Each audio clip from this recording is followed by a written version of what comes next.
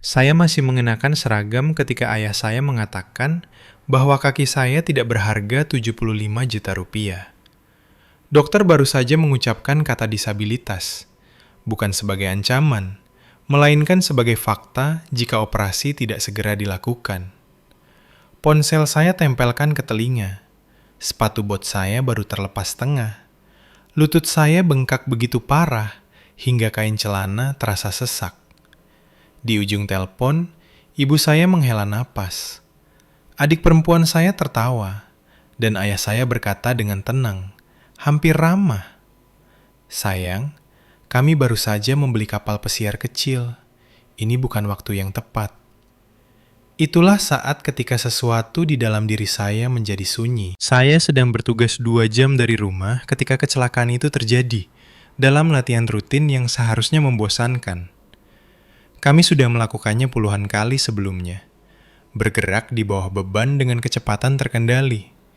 Tidak ada yang dramatis. Saya ingat suaranya terlebih dahulu. Bunyi letupan tajam yang tidak seharusnya ada dalam tubuh manusia. Lalu rasa panas. Lalu tanah mendekat terlalu cepat. Rasa sakit di militer bukanlah hal baru. Anda belajar sejak dini cara membedakan rasa tidak nyaman dengan bahaya. Ini berbeda. Ini adalah jenis rasa sakit yang mencuri napas Anda dan menggantinya dengan dengung putih. Saya mencoba berdiri. Kaki saya lemas seolah bukan milik saya lagi. Petugas medis berlutut di samping saya. Jemarinya sudah menekan. Matanya menyipit. "Jangan bergerak," katanya. Tidak dengan lembut, tapi serius. Di klinik, lampu neon berdengung di atas kepala saat saya berbaring di tempat tidur sempit. Seragam saya digunting di bagian lutut. Kaki saya membengkak setiap menit. Kulit kencang dan berkilau, berubah warna yang tidak bisa saya lukiskan dengan kata-kata. Ungu, kuning, sesuatu yang lebih gelap di bawahnya. Asisten dokter tidak menutup-nutupinya. Anda mengalami kerusakan ligamen yang signifikan. Mungkin lebih, katanya, mengetuk layar tempat hasil MRI saya bersinar. Anda butuh operasi segera. Seberapa segera? Tanya saya. Dia terdiam. Jeda itu memberitahu saya segalanya. Minggu ini, katanya, jika Anda menunggu, Anda menghadapi gangguan jangka panjang, pincang, mobilitas terbatas, mungkin permanen. Saya mengangguk seolah dia baru saja memberitahu saya tentang cuaca. Masalahnya bukan operasinya. Masalahnya adalah persetujuan. Siapapun yang pernah mengabdi tahu permainan menunggu ini. Formulir, tinjauan, otorisasi. Tanda tangan orang lain berdiri di antara Anda dan tubuh Anda sendiri. Waktu tercepat sistem medis militer bisa menyetujui prosedur itu adalah beberapa minggu lagi. Minggu yang tidak saya miliki. Asisten dokter itu merendahkan suaranya.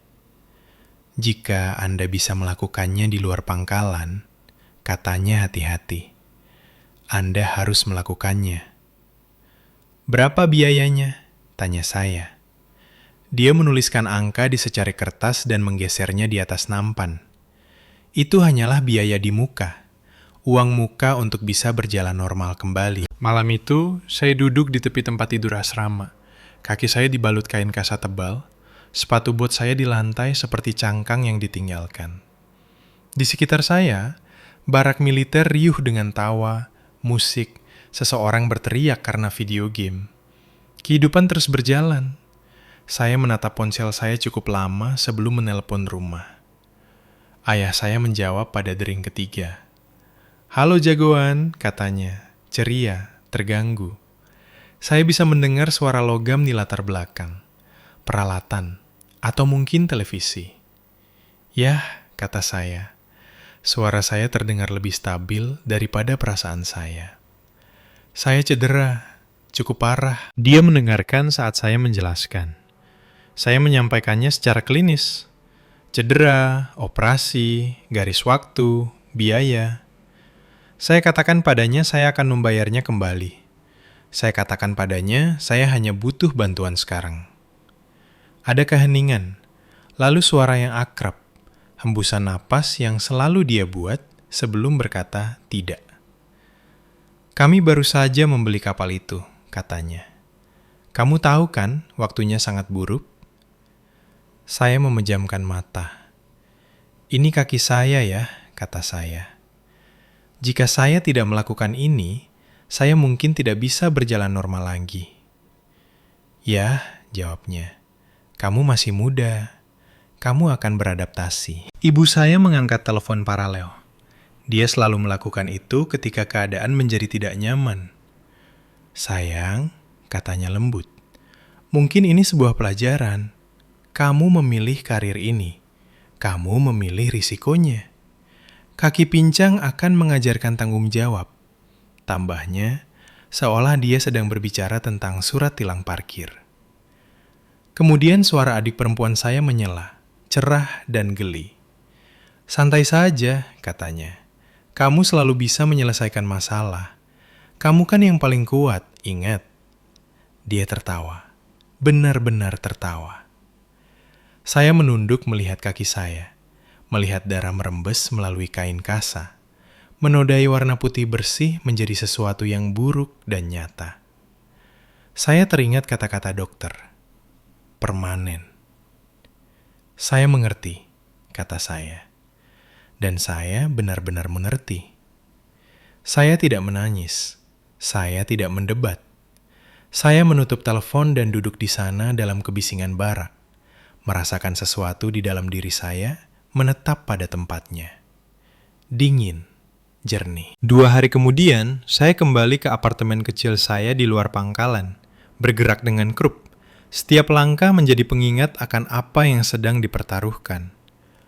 Obat pereda nyeri meredam rasa sakitnya, tapi tidak rasa takutnya. Saya menghitung angka berulang kali di kepala saya. Kartu kredit, pinjaman online, apapun yang bisa membelikan saya waktu. Ada ketukan di pintu. Saya membukanya dan menemukan abang saya berdiri di sana. Jaketnya ternoda minyak, lingkaran hitam di bawah matanya. Dia bekerja di bengkel mesin di pinggiran kota. 60 jam seminggu, upah minimum, tangan yang dipenuhi bekas luka permanen. Dia melihat kaki saya dan mengumpat pelan.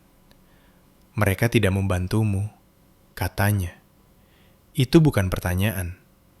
Saya menggelengkan kepala. Tanpa sepatah kata pun, dia merogoh sakunya dan mengeluarkan tumpukan uang kertas yang tebal. Pecahan 10.000, 20.000, kusut dan usang. Dia menekannya ke tangan saya. 12 juta, katanya. Saya menjual semua peralatan bengkel saya. Saya menatapnya. "Kamu butuh itu untuk bekerja," kata saya. "Saya butuh kamu berjalan," jawabnya. "Sisanya akan saya pikirkan nanti." Orang tua saya memiliki aset, tabungan, ekuitas, sebuah kapal yang mereka beri nama seperti tempat liburan yang hanya pernah mereka kunjungi sekali. Abang saya tidak punya apa-apa, dan dia memberikan segalanya untuk saya. Saya menerima uang itu, bukan karena itu cukup. Itu bahkan tidak mendekati cukup. Saya menerimanya karena saya perlu mengingat momen ini. Perlu mengingat siapa yang muncul saat saya sedang berdarah. Saat dia pergi, dia meremas bahu saya. "Kamu akan baik-baik saja," katanya. "Kamu selalu begitu." Dia tidak tahu apa yang akan terjadi selanjutnya. Tapi saya tahu, saya tidak tidur malam itu. Bukan karena rasa sakitnya. Meski itu berdenyut dalam gelombang yang lambat dan disengaja. Tapi karena pikiran saya tidak mau berhenti memutar ulang adegan-adegan lama yang telah saya coba lupakan. Momen-momen yang saya katakan pada diri sendiri tidak penting. Bukti yang telah saya kubur di bawah disiplin dan tugas. Ketika Anda tumbuh dalam keluarga seperti keluarga saya, Anda belajar sejak dini cara memberi label pada diri sendiri. Adik perempuan saya adalah investasi. Orang tua saya mengatakannya secara terbuka tanpa rasa malu. Dia punya potensi. Dia butuh dukungan. Setiap kesalahan langkah dibingkai sebagai kegagalan sementara menuju sesuatu yang besar. Saya adalah yang bisa diandalkan, yang tidak pernah bertanya, yang selalu menyelesaikannya sendiri. Ketika adik saya gagal dalam usaha bisnis pertamanya, sebuah butik online yang menghabiskan 200 juta rupiah dalam 6 bulan, ayah saya menulis cek tanpa berkedip. Tidak ada pertanyaan, tidak ada kontrak, tidak ada ceramah. Ibu saya menyebutnya membantunya menemukan pijakan. Ketika usaha kedua gagal, sebuah studio kebugaran dengan lebih banyak cermin daripada pelanggan, orang tua saya menjaminkan kembali sebagian rumah untuk menjaganya tetap bertahan. Kamu harus mengeluarkan uang untuk menghasilkan uang, kata ayah saya dengan bangga, seolah dia sedang mengutip kitab suci. Saya ingat duduk di meja dapur saat salah satu percakapan itu terjadi. Diam-diam makan sereal setelah shift 12 jam di pekerjaan sipil pertama saya sebelum saya masuk militer. Saya tidak mengatakan apa-apa. Saya hanya melihat. Ketika saya berusia 22 tahun, transmisi mobil saya rusak. Saya butuh 30 juta rupiah untuk memperbaikinya agar bisa berangkat kerja. Saya meminta pinjaman kepada orang tua saya. Bukan hadiah, tapi pinjaman.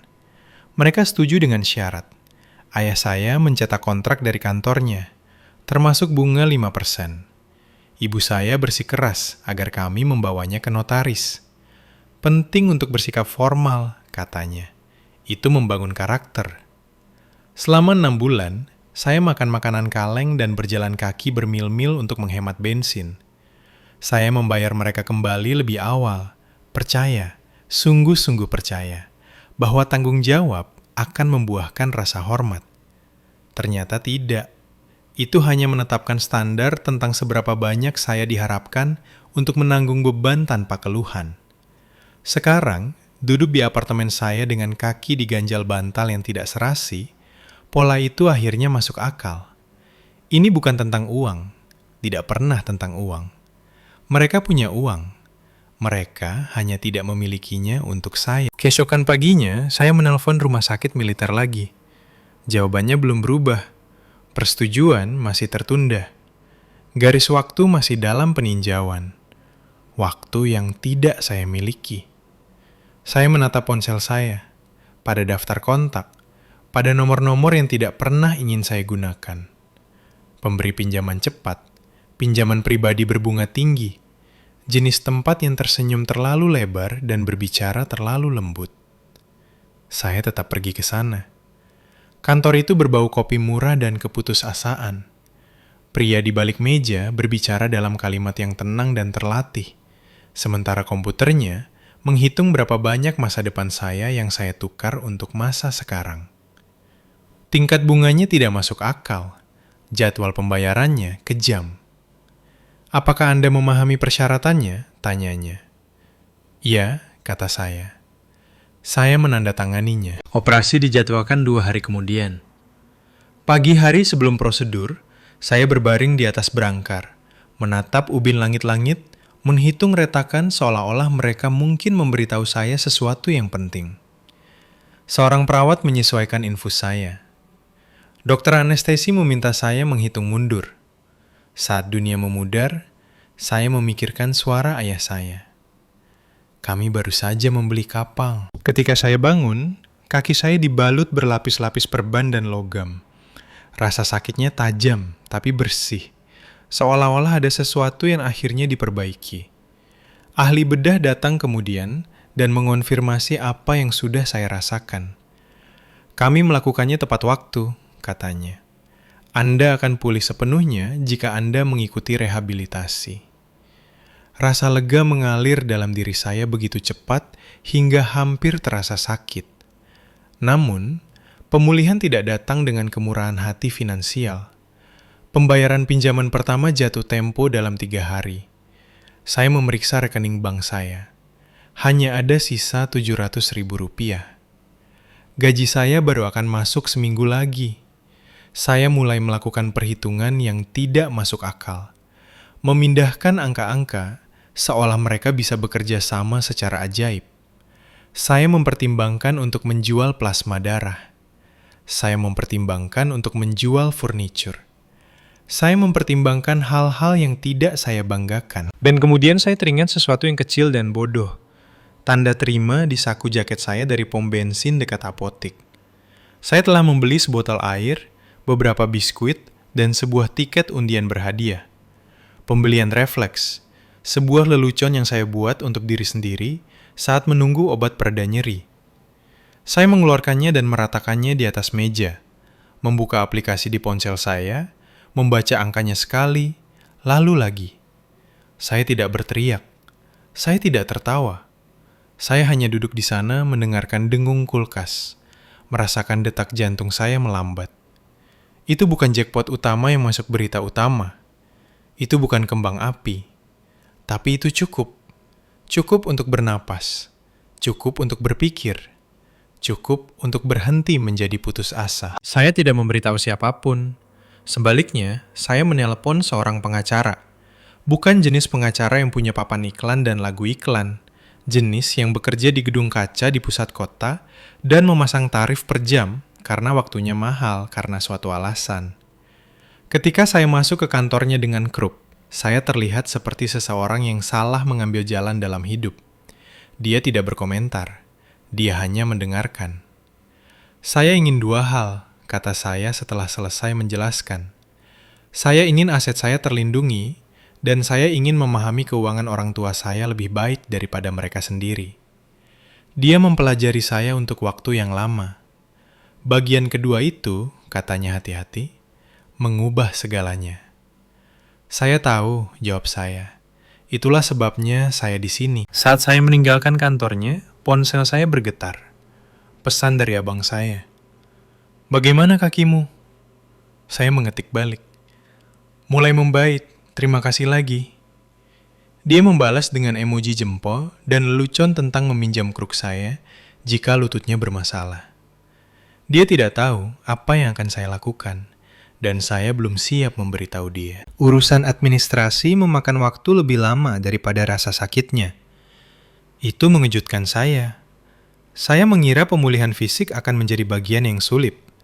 Kerja keras yang lambat untuk belajar mempercayai kaki saya lagi. Sebaliknya, itu adalah ruang tunggu, tanda tangan, panggilan yang tidak pernah dibalas. Dunia formulir dan cetakan kecil lebih dingin daripada meja operasi manapun. Pembayaran pinjaman dimulai tepat saat mereka katakan, tidak ada masa tenggang, tidak ada pengertian, hanya penarikan otomatis yang tidak peduli apakah saya masih menggunakan kruk atau tidur di sofa karena tempat tidur terlalu jauh dari kamar mandi. Setiap bulan, setengah dari pendapatan saya menghilang sebelum saya sempat menyentuhnya. Saya memperketat segalanya. Tidak ada layanan streaming, tidak makan di luar. Saya menghitung barang belanjaan seolah-olah itu adalah amunisi. Beras, kacang, telur. Saya belajar di hari-hari sakit, mana saya bisa melewatkan obat dan mana yang tidak. Dan saya sembuh secara perlahan, metodis. Seperti cara militer mengajarkan Anda melakukan segalanya. Satu gerakan terkendali pada satu waktu. Terapi fisik menjadi jangkar saya. Ruangan itu selalu berbau sedikit desinfektan dan matras karet. Terapi saya, seorang pria tua dengan suara tenang dan tangan yang mantap, tidak pernah mendesak saya. Anda tidak perlu membuktikan apapun di sini, katanya suatu kali saat saya berjuang melalui serangkaian latihan keseimbangan. Tubuh Anda bukanlah musuh Anda. Saya ingin mempercayainya. Di antara sesi terapi, saya bertemu dengan pengacara saya. Kantornya menghadap ke kota, semua kaca dan baja, serta kepercayaan diri yang tenang. Dia tidak pernah meninggikan suaranya, tidak pernah menjanjikan sesuatu yang berlebihan. Dia hanya mengajukan pertanyaan yang tepat dan menunggu jawaban yang tepat. 3 hari setelah kunjungan pertama saya, dia menggeser folder tebal ke atas mejanya. Ini, katanya, adalah cerita yang orang tua Anda ceritakan pada diri mereka sendiri. Saya membukanya. Mitos itu terurai dengan cepat. Rumah tempat saya dibesarkan, yang ibu saya suka sebut sebagai tabungan masa tua mereka, telah dijaminkan secara maksimal. Dibiayai kembali lebih banyak daripada yang bisa saya hitung. Terlambat 3 bulan dalam pembayaran. Pemberitahuan terakhir terkubur di bawah surat-surat yang tidak dibuka. Kapal itu belum lunas, bahkan tidak mendekati. Uang mukanya saja ditaruh di kartu kredit dengan bunga yang kejam. Sisanya dibiayai melalui pinjaman yang mengasumsikan pendapatan masa depan yang tidak ada. Bisnis adik saya terus merugi. Gaji karyawan dibayar dengan mengambil ekuitas dari rumah. Pajak rumit dengan cara yang membuat mulut pengacara saya mengencang. Mereka tidak kaya, katanya tenang.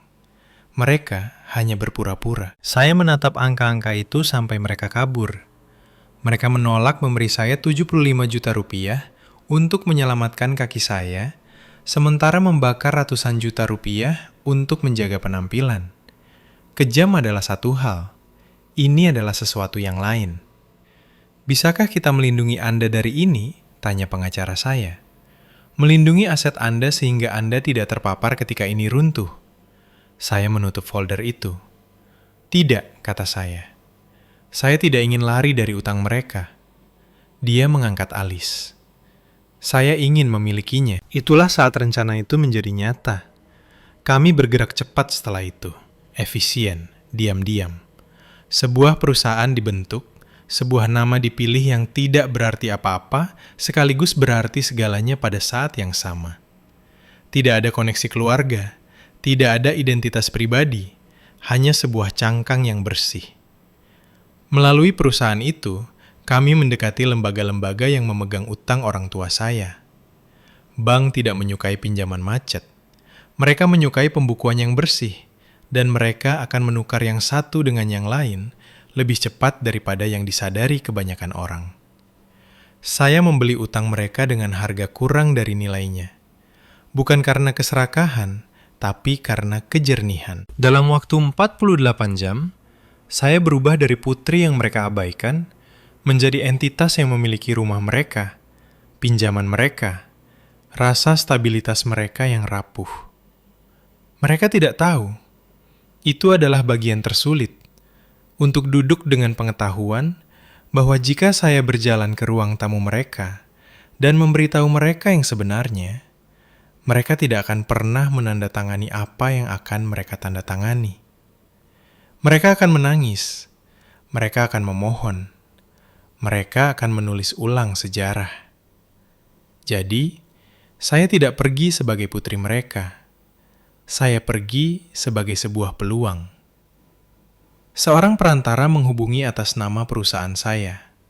Profesional, berwibawa, dengan aksen formal yang selalu lebih dipercayai orang tua saya daripada naluri mereka sendiri. Sebuah pertemuan diatur di sebuah klub makan siang pribadi di pusat kota. Jenis tempat yang disukai ayah saya karena membuatnya merasa penting. Saya tidak ada di sana. Saya tidak perlu ada di sana. Saya mendengarkan kemudian melalui rekaman saat presentasi berlangsung. Bagaimana perusahaan saya berspesialisasi dalam aset bermasalah. Bagaimana kami melihat nilai dalam properti mereka. Bagaimana kami percaya pada strategi retensi untuk keluarga seperti mereka. Sebuah pengaturan jual dan sewa kembali, sale and leaseback, bantuan segera, tidak ada penyitaan, tidak ada rasa malu di depan umum.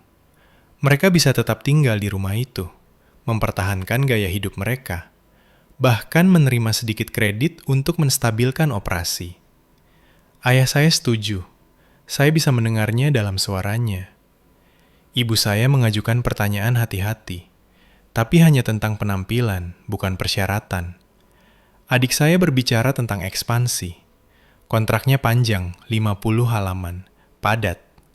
Terkubur di dalamnya adalah klausul yang begitu tajam sehingga bisa dianggap sebagai mata pisau. Pelanggaran apapun, keterlambatan pembayaran apapun, penyalahgunaan apapun, pemutusan segera, kepemilikan segera, tidak ada penundaan pengadilan, tidak ada masa tenggang. Mereka tidak membacanya. Mengapa mereka harus membacanya? Orang-orang seperti orang tua saya tidak pernah percaya bahwa aturan itu dimaksudkan untuk mereka. Ketika pena menggores kertas, saya merasakan sesuatu menetap di dada saya. Bukan kepuasan, bukan kegembiraan, finalitas. Malam itu, saya berdiri dari sofa tanpa kruk untuk pertama kalinya. Kaki saya kokoh. Saya mengambil langkah hati-hati. Lalu langkah lainnya. Saya tidak pincang lagi. Dan untuk pertama kalinya sejak cedera, saya tersenyum.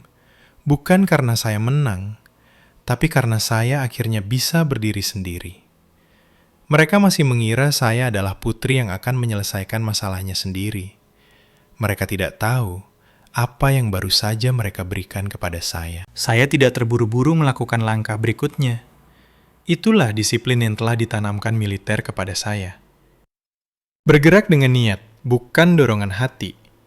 Jika Anda terburu-buru, Anda membuat kebisingan. Jika Anda membuat kebisingan, orang-orang akan menoleh. Dan jika ada satu hal yang saya butuhkan saat ini, itu adalah kesunyian. Dari luar, tidak ada yang berubah. Orang tua saya memberitahu teman-teman bahwa mereka telah melakukan restrukturisasi.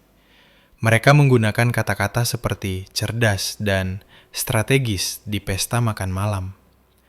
Adik saya memposting foto-foto yang telah difilter di media sosial.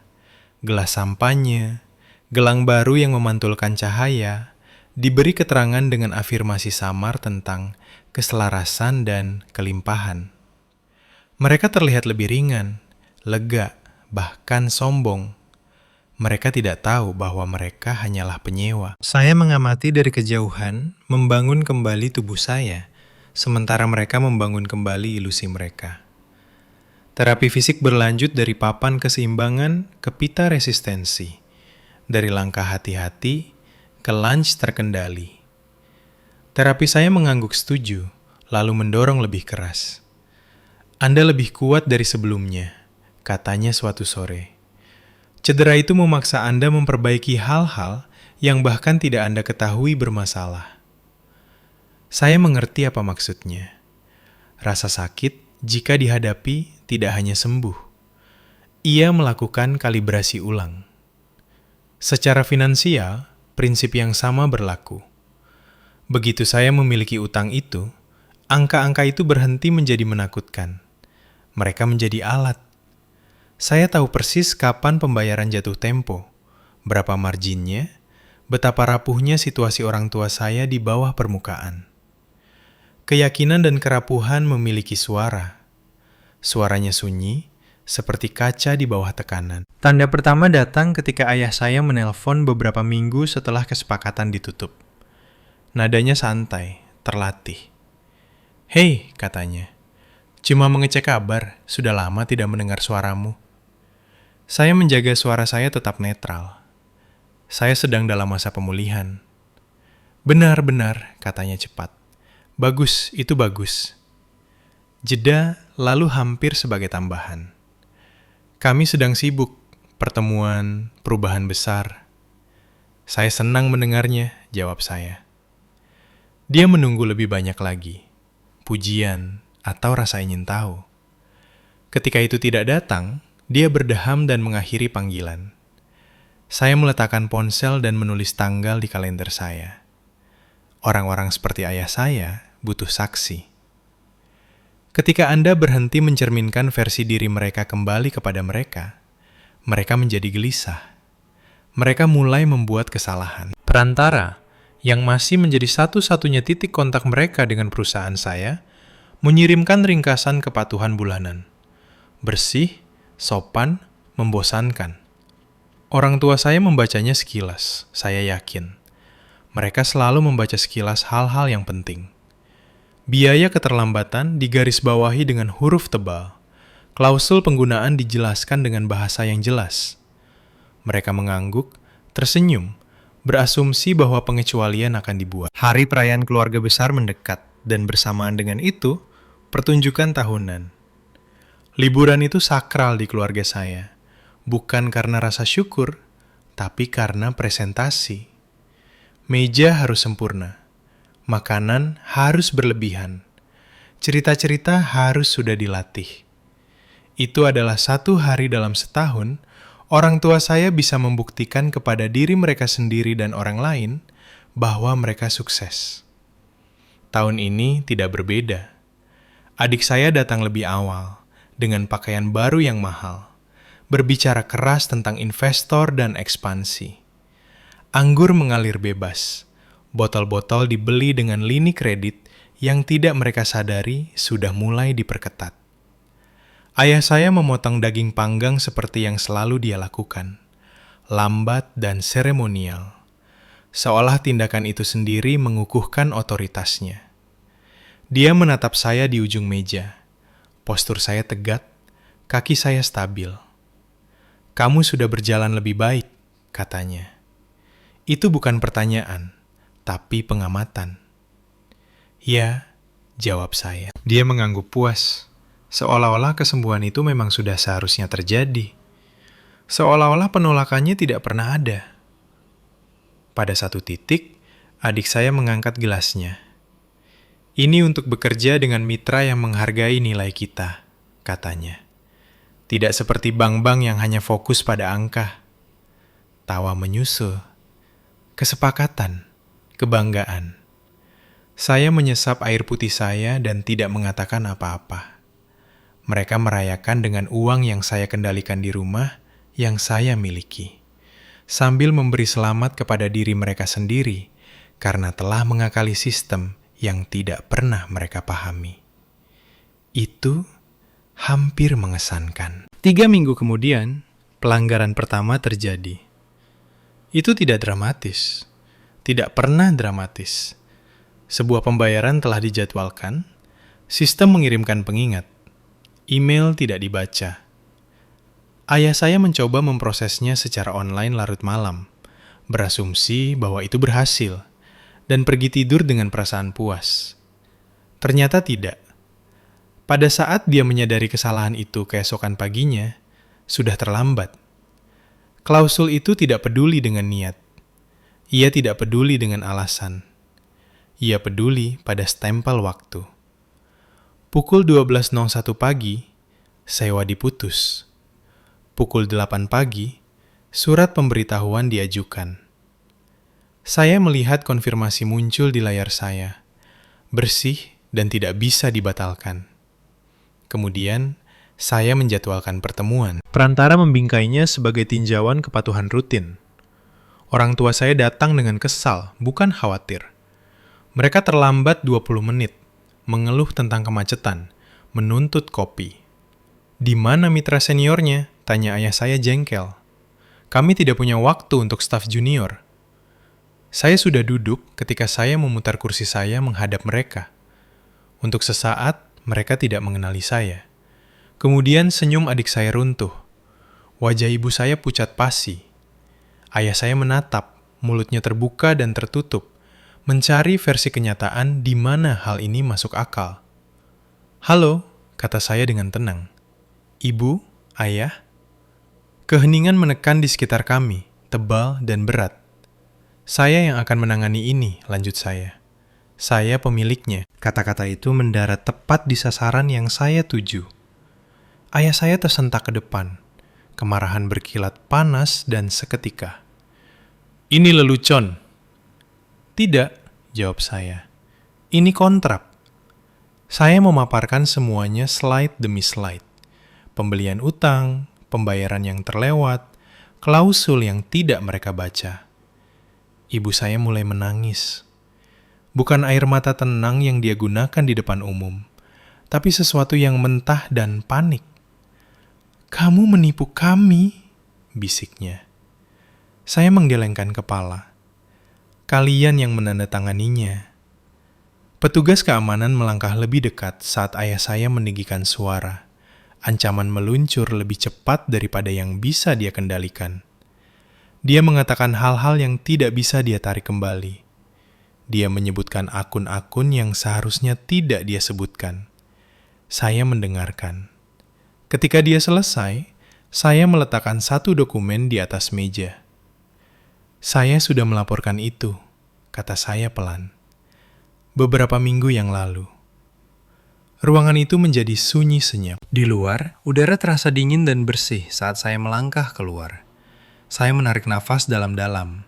Berat badan terdistribusi secara merata di kedua kaki. Saya mengeluarkan ponsel dan menelpon abang saya. "Kemas barang-barangmu," kata saya padanya. "Saya sudah membeli bengkel itu." Ada keheningan, lalu rasa tidak percaya, lalu tawa melalui air mata. Saya mengakhiri panggilan dan berdiri di sana sejenak, merasakan sesuatu yang tidak asing menetap di dada saya. Bukan balas dendam, melainkan resolusi. Keruntuhan itu tidak terjadi sekaligus. Tidak pernah terjadi sekaligus. Keruntuhan biasanya sunyi. Serangkaian suara kecil yang diabaikan orang sampai keheningan setelahnya tidak mungkin lagi disangkal. Setelah pertemuan itu, orang tua saya tidak pulang ke rumah. Mereka tidak bisa. Saat mereka tiba, kunci-kunci sudah dijadwalkan untuk diganti. Pemberitahuan tertempel rapi di pintu depan, dicetak di atas kertas tebal, bahasanya formal dan tidak memaafkan. Tidak ada suara teriakan, tidak ada keributan untuk tetangga, hanya prosedur. Ibu saya menelpon terlebih dahulu. Saya membiarkannya masuk ke kotak suara. Pesannya panjang, terputus-putus, penuh dengan kalimat setengah jadi. Dia menangis, lalu mencoba terdengar masuk akal, lalu menangis lagi. Dia mengucapkan kata-kata seperti keluarga dan kesalahpahaman, dan bagaimana kamu bisa tega? Dia tidak pernah mengucapkan, "Saya minta maaf." Panggilan ayah saya datang berikutnya. Tidak ada air mata, hanya kemarahan. "Kamu pikir kamu pintar?" bentaknya. "Kamu pikir ini membuatmu kuat?" Saya mendengarkan tanpa menyela, seperti cara saya dilatih selama pengarahan militer. Biarkan orang berbicara. Mereka selalu mengungkapkan lebih banyak daripada yang mereka maksudkan. Dia mengancam akan menuntut. Dia mengancam akan mempermalukan saya di depan umum. Dia mengancam akan mengekspos saya kepada orang-orang yang akan memberi saya pelajaran. Kemudian, tak pelak lagi, dia membual. "Ada uang yang tidak kamu ketahui," katanya. "Akun yang tidak akan pernah kamu sentuh. Di luar negeri, terlindungi." Saya memejamkan mata, memantapkan nafas. Ketika dia selesai, saya berbicara untuk pertama kalinya. "Saya tahu," kata saya. "Itulah sebabnya saya mengajukan laporan ke pihak berwenang." Keheningan. Sambungan terputus. 2 jam kemudian, pengacara saya mengirim pesan teks singkat. "Petugas sudah di lokasi." Saya duduk perlahan, seperti yang Anda lakukan ketika tubuh Anda menyadari sesuatu yang signifikan telah bergeser. Bukan karena adrenalin, tapi karena rasa lega. Adik saya mencoba pendekatan yang berbeda. Dia muncul di apartemen saya tanpa pemberitahuan.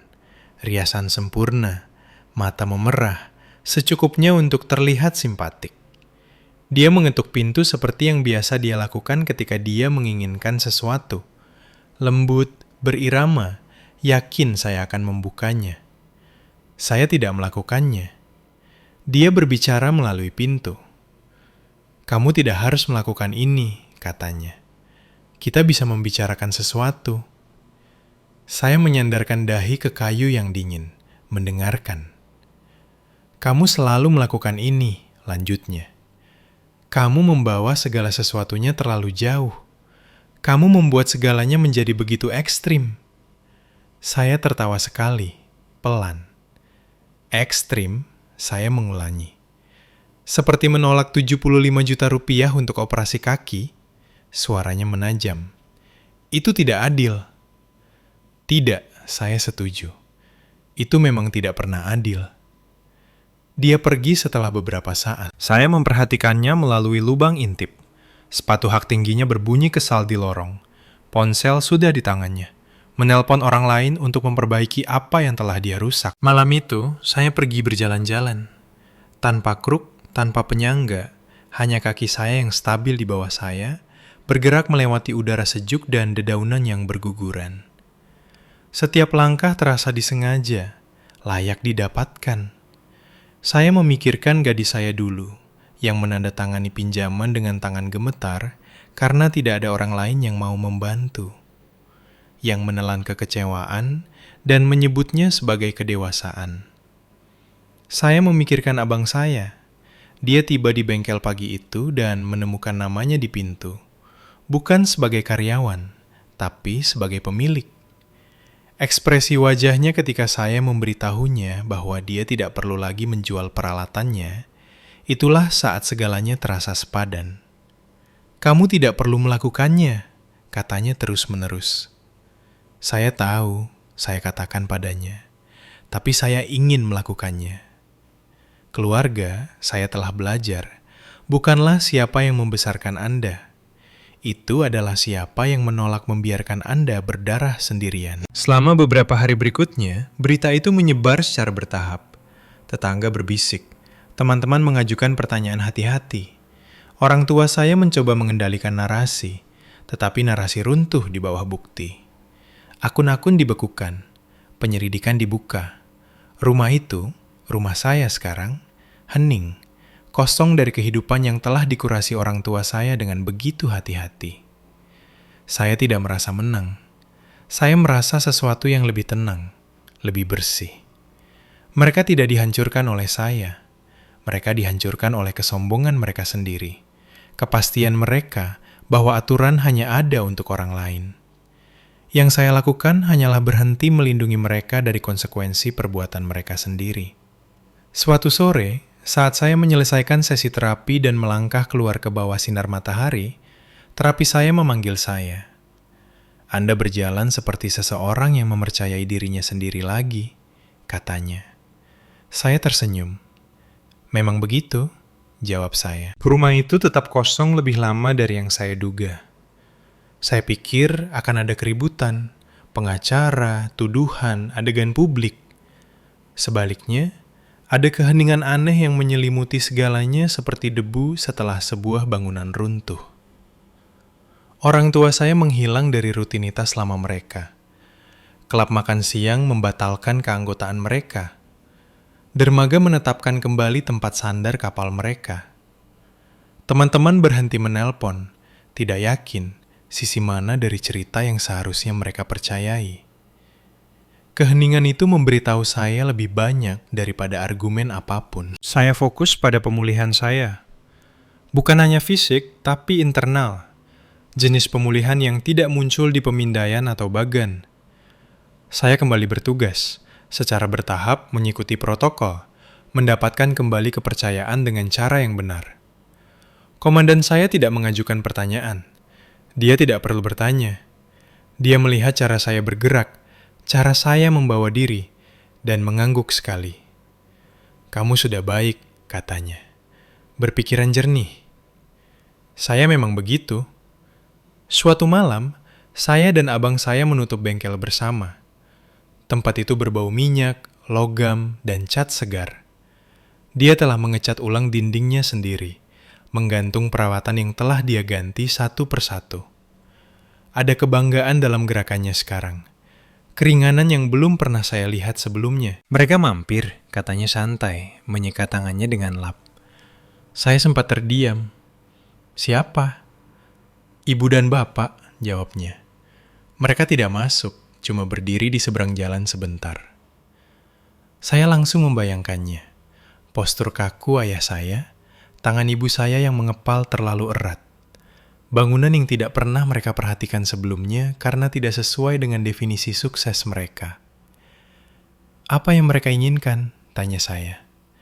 Dia mengangkat bahu. Tidak bertanya. Kami mengunci bengkel dan melangkah keluar. Langit dihiasi warna oranye dan ungu. Udaranya tajam dan bersih. Saya beritahu mereka tempat ini bukan milik mereka, tambahnya setelah beberapa saat. Memberitahu mereka bahwa mereka harus pergi. Saya menatapnya. "Kamu tidak perlu melakukan itu." "Iya," katanya lembut. "Saya harus melakukannya." Seminggu kemudian, saya menerima pemberitahuan resmi dari pengacara saya. Tuduhan hukum terus berlanjut. Garis waktu telah ditetapkan. Tidak ada yang sensasional, hanya mesin akuntabilitas yang menggiling dengan sabar dan tak kenal ampun. Ibu saya mencoba 1 kali terakhir. Dia mengirim surat, halaman demi halaman yang ditulis tangan. Saya membacanya perlahan sekali, lalu lagi. Dia menulis tentang betapa sulitnya keadaan itu, tentang bagaimana dia telah melakukan yang terbaik, tentang bagaimana keluarga melakukan kesalahan. Dia menulis tentang pengampunan, seolah-olah itu adalah sesuatu yang diutangkan, sesuatu yang transaksional. Di akhir surat, dia menulis, "Ibu harap suatu hari nanti kamu mengerti mengapa kami melakukan apa yang kami lakukan."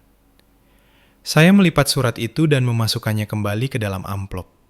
Saya mengerti dengan sangat sempurna. Mereka telah memilih kenyamanan daripada kasih sayang, citra daripada integritas, sebuah kapal daripada kemampuan putri mereka untuk berjalan. Pemahaman tidak memerlukan rekonsiliasi. Malam itu, saya berdiri di balkon dan meregangkan kaki saya, merasakan kekuatan solid di bawah saya. Saya memikirkan versi diri saya yang dulu percaya bahwa cinta adalah sesuatu yang Anda dapatkan dengan menjadi orang yang gampang, dengan tidak meminta terlalu banyak. Keyakinan itu sudah hilang. Di tempatnya adalah sesuatu yang lebih stabil, lebih tenang, harga diri. Pertemuan terakhir terjadi pada hari Selasa. Orang tua saya datang terpisah kali ini. Tidak ada persatuan, tidak ada akting.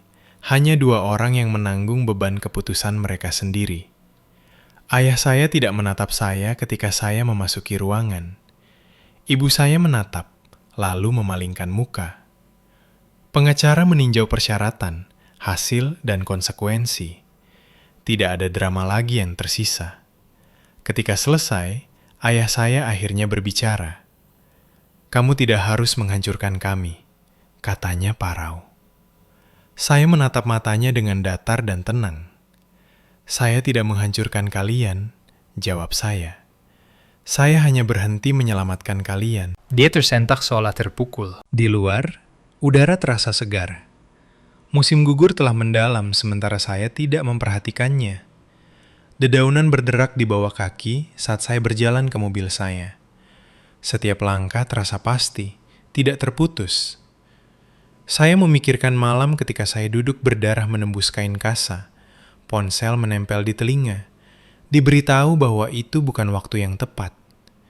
Saya memikirkan uang 12 juta di tangan abang saya, dan saya tahu tanpa ragu bahwa saya telah melangkah dengan jarak yang tepat. Saya tidak menyangka penyelesaian masalah akan terasa begitu biasa. Tidak ada konfrontasi terakhir di bawah hujan. Tidak ada permintaan maaf yang gramatis. Tidak ada momen di mana semua orang tiba-tiba saling memahami dan berpelukan. Hidup tidak berjalan seperti itu, terutama tidak setelah jenis pilihan yang telah dibuat orang tua saya. Yang ada justru adalah jarak. Minggu-minggu berlalu, lalu bulan-bulan. Orang tua saya berhenti menelpon sama sekali. Adik saya menghilang ke orbit yang lebih kecil dimanapun dia mendarat. Keberadaan online-nya sunyi, optimisme yang dikurasi dengan hati-hati menggantikan kepercayaan diri yang lama. Saya mendengar tentang mereka hanya melalui pembaruan tangan kedua, yang tiba tanpa emosi seperti laporan cuaca. Saya tidak meminta lebih banyak. Dunia saya telah menyempit dengan cara yang baik. Pagi hari dimulai lebih awal lagi. Sepatu bot dipakai, seragam disetrika. Beban tanggung jawab yang akrab menetap di bahu saya, bukan sebagai beban, tetapi sebagai sesuatu yang layak didapatkan. Saya berlari untuk pertama kalinya 6 bulan setelah operasi pada pagi yang sejuk saat pangkalan masih sepi. Langkah saya awalnya hati-hati, lalu lebih panjang, lebih halus. Kaki saya tetap kuat, dapat diandalkan. Saya melambat menjadi jalan kaki dan tertawa keras. Suaranya mengejutkan saya sama besarnya dengan siapapun yang mungkin mendengarnya. Tawa itu milik seseorang yang baru. Abang saya berkembang pesat dengan cara yang selalu saya tahu dia bisa jika seseorang memberi jalan. Bengkelnya berkembang. Dia mempekerjakan 2 anak magang. Dia berhenti meminta maaf karena menghabiskan ruang. Suatu malam sambil makan makanan bungkus di atas kotak peti yang dibalik, dia menatap saya dan menggelengkan kepala. "Tahu tidak," katanya, "saya masih tidak percaya kamu melakukan semua itu." "Saya tidak melakukannya sendiri," jawab saya. Dia tersenyum.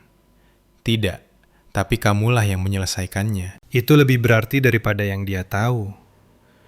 Saya sering memikirkan kata keluarga. Betapa mudahnya kata itu digunakan, betapa jarang diperiksa. Tumbuh besar, saya percaya keluarga berarti daya tahan, loyalitas dengan biaya berapapun, keheningan sebagai bukti cinta. Saya tahu lebih baik sekarang. Keluarga adalah siapa yang muncul saat ada darah di lantai. Siapa yang tidak bertanya apakah itu nyaman. Siapa yang tidak mengubah rasa sakitmu menjadi sebuah pelajaran. Orang tua saya telah memilih kapal daripada kaki saya, citra daripada integritas, kenyamanan daripada kasih sayang. Mereka tidak hanya menolak uang, mereka menolak untuk melihat saya. Dan dengan melakukan itu, mereka telah memberi saya sesuatu yang tidak terduga. Kejernihan. Saya tidak menjadi kejam. Saya tidak menjadi pendendam. Saya menjadi presisi. Saya menggunakan sistem yang sama dengan yang mereka percayai untuk melindungi diri mereka sendiri. Saya mengikuti aturan yang mereka abaikan.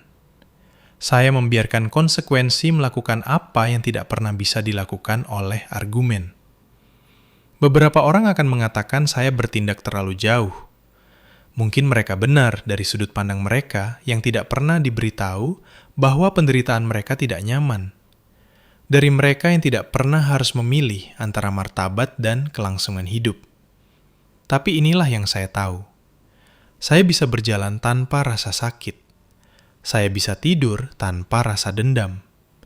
Dan saya bisa melihat diri saya di cermin tanpa bertanya-tanya mengapa saya merasa tidak cukup berharga. Itu bukan balas dendam. Itu adalah kebebasan. Jika Anda mendengarkan ini dan ada sesuatu di dalamnya yang mengusik hati Anda, jika Anda pernah menjadi orang yang bisa diandalkan, orang yang diam, orang yang disuruh menahan beban karena Anda selalu bisa, saya ingin Anda tahu ini. Anda tidak lemah karena butuh bantuan, dan Anda tidak salah karena menghentikan siklus ini. Saya ingin mendengar pendapat Anda. Apakah menurut Anda saya bertindak terlalu jauh atau sudah pas? Tinggalkan komentar di bawah dan beritahu saya dari mana Anda mendengarkan. Kami berbagi cerita seperti ini setiap hari. Cerita tentang keadilan, kesempatan kedua, dan apa yang terjadi ketika mereka yang diremehkan berhenti bermain dengan aturan yang tidak pernah dimaksudkan untuk melindungi mereka. Subscribe jika Anda ingin terus berjalan di jalan ini bersama kami. Anda tidak sendirian.